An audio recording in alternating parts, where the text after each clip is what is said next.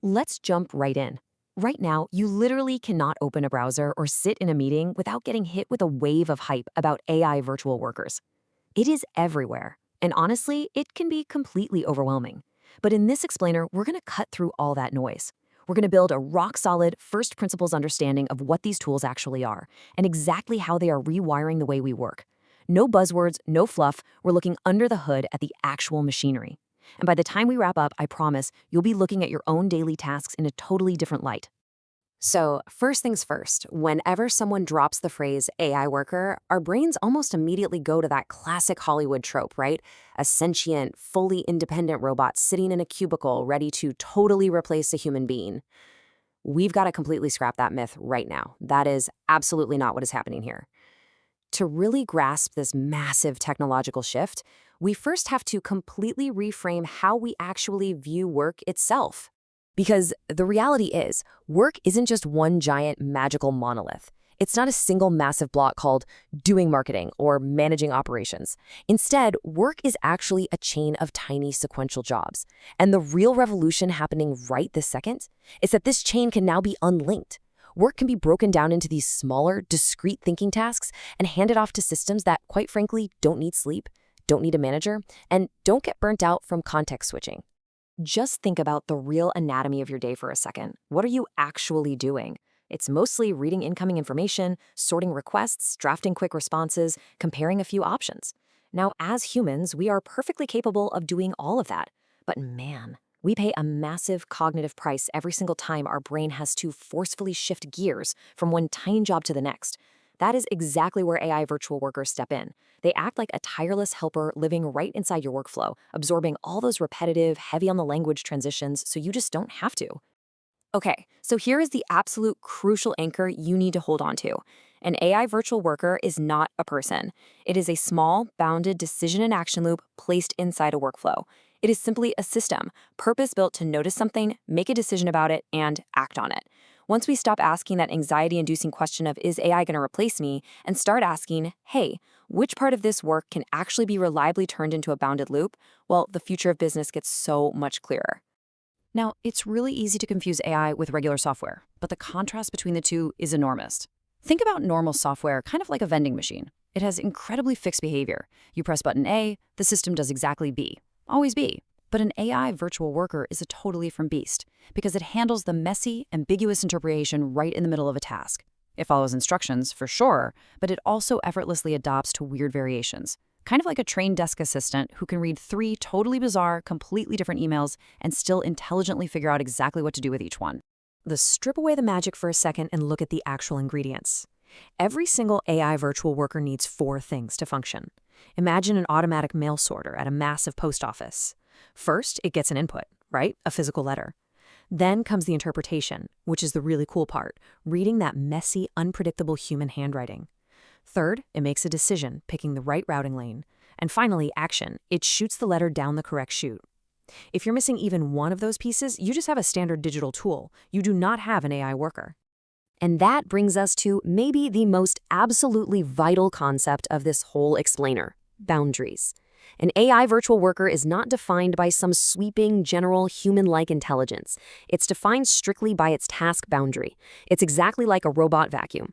A robot vacuum is brilliant, but only inside the specific room it has meticulously mapped out. It's definitely not going to try to cook your dinner or manage your calendar. An AI worker's usefulness comes entirely from knowing its specific lane and staying strictly in it. So, what do those boundaries actually look like in the real world? Well, a support worker isn't out there trying to resolve every deep emotional customer crisis. It only summarizes incoming tickets. A sales worker only qualifies leads. An ops worker only detects data anomalies. The golden rule here is so simple. The narrower you draw that boundary around the task, the more reliable the system gets.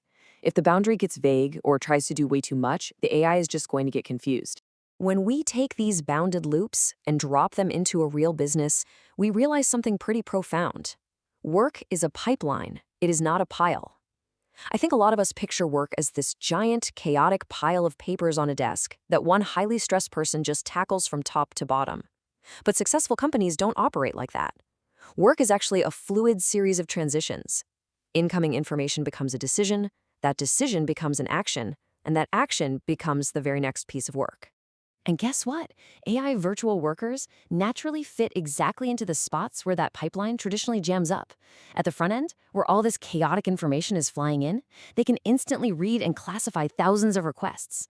In the middle, they can compare options and draft rapid-fire decisions. And on the back end, they immediately update the systems and trigger follow-ups. They basically live in those messy, in-between spaces where human labor usually gets horribly bogged down reading, sorting, and routing. Which leads us to one of the biggest takeaways here. Separation is the real superpower. These virtual workers aren't just valuable because they can generate text fast. They act like an elite traffic controller right inside your organization. They aren't personally driving the cars, but they are seamlessly directing this massive flow of tasks, making absolutely sure the right things go to the exact right places instantly. By taking work and splitting it up into distinct categories, separating the totally routine stuff from the wildly exceptional cases, or the rough draft from the final sign-off, the whole workflow just gets dramatically smarter. Think about it. A human being should absolutely not be spending the exact same cognitive energy on a routine password reset as they do on a massive, complex client negotiation. AI workers excel at this sorting function, making sure human effort is never wasted, and that the truly urgent stuff gets human attention immediately.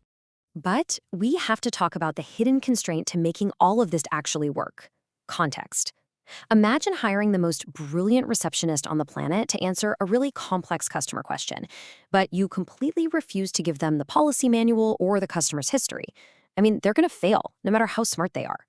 AI workers are exactly the same. They only fit into real work when your systems actively feed them enough background information, really clear rules, and super strict guardrails so their actions are actually safe and useful. This perfectly illustrates the massive divide between a traditional employee and an AI. A traditional human worker basically handles everything from start to finish.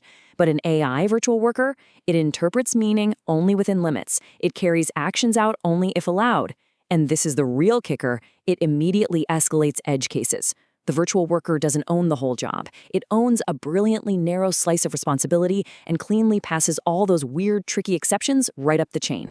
And honestly, this is the ultimate narrative payoff. Because the machine is permanently taking over that heavy, repetitive cognitive load, skimming the messages, grouping the common questions, routing the boring routine items, the human role actually shifts upward. We are finally elevated. Instead of being completely fragmented and distracted by 100 tiny administrative tasks, your attention is completely freed up. You get to focus entirely on the exceptions, the high-level judgments, the complex strategy, and building real relationships. The areas where human connection actually matters. So, this brings us to the ultimate question I want you to walk away with today. Instead of doom-scrolling the dramatic headlines and constantly worrying about sentient robots coming for your job, take a really close look at your own day. Diagnose your own workflows. What repetitive, language-heavy, routine labor is bogging you down right this second? And more importantly, which part of your work could finally be handed off and turned into a bounded loop?